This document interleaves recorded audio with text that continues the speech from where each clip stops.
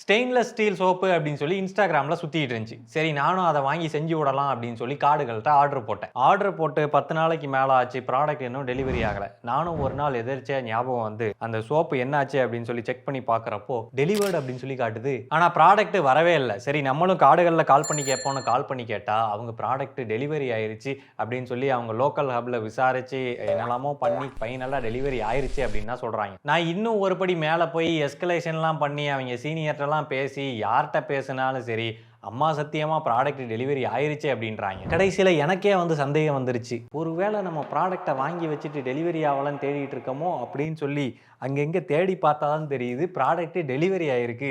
அதையும் நான் ஓப்பன் பண்ணி பார்த்துருக்கேன். அப்புறம் ஏன்டா சம்பந்தமே இல்லாமல் கார்டுகளை குறை சொல்கிற அப்படின்னு சொல்லி கேட்டிங்கன்னா, வந்த ப்ராடக்ட் ஸ்டெயின்லெஸ் ஸ்டீல் சோப்பு கிடையாது.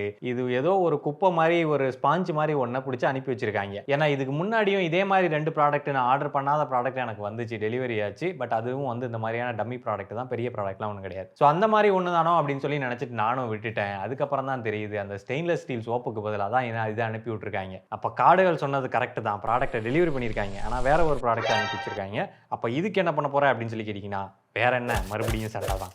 அதனால மக்கள் ஜாக்கிரதையாக இருக்கும்.